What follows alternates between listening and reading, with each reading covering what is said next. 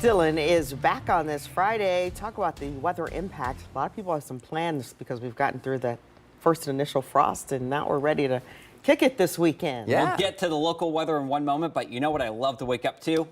The moon. No, climate data. Climate data. Climate data. Does that work for you too? Well, we'll roll with it. Yeah, climate data. Let's look at... Tracy's not having it right Make now. it interesting. Right. I was going to say, let's see how interesting this is. All I might right. go back to sleep. No. Everybody wake up this morning. All right, so here in the city of Columbus, guess what? Surprise, surprise, we had another month of below average rainfall here. I think this marks 5 consecutive months in a row, going all the way back from late spring. Temperatures yet again above normal. And look at this. So today's day number 18 of October. 15 out of the first 18 days, we saw dry weather, not even a lick of rain out there. Now, as we look back, the hottest day back on October the 6th, we had 87 for the high there. And then, of course, we had that whiplash, that strong cold front that dropped us down by 20 degrees going into the next day. Do we get any measurable rain anytime soon? Definitely not this weekend, not even through the start of next week. But look at this right here.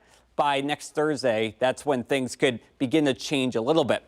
In the short term, as we go out towards the next 2 weeks, we have above average temperatures. You're probably thinking, well, it's so cold out here right now. Long range forecast models are showing that we warm up towards the end of next week. And as we look at precipitation, we are near normal here with below average across upper parts of New England. So we'll talk about the 7-day coming up in just a bit. Right now it is 37 degrees out here. It feels like 37. We don't have any wind, so obviously you don't have a wind chill factor. Definitely bundle up the kids this morning because it is going to be cold. 36 here heading off to the bus stop, but then look at that number right there, near 70 for the commute home today. So it does warm up in a big way.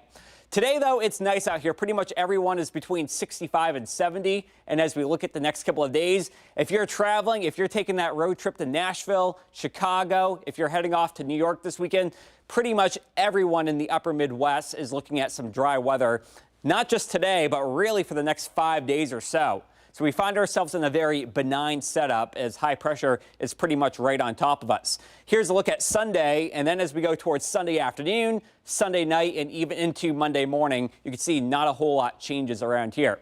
As we get a look here at the weekend, look at that tomorrow, 71, and then heading into Sunday, 74. So both days will be nice and warm as we'll be looking at some of our warmest weather that we've had in probably over a week. Hey, the fall color is looking a lot better out here.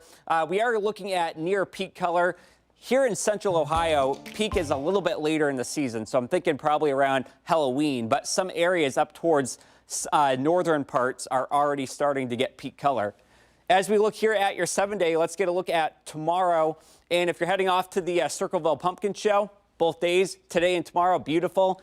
Warming up a lot, though, for southern Ohio going into tomorrow, as we'll be around 77 for some of you. Both days, we have plenty of sunshine. A few more clouds, though, by the middle of next week. We get warm. We stay warm up through about Wednesday, and then a weak cold front will send the temperatures crashing back down as we head into Thursday morning.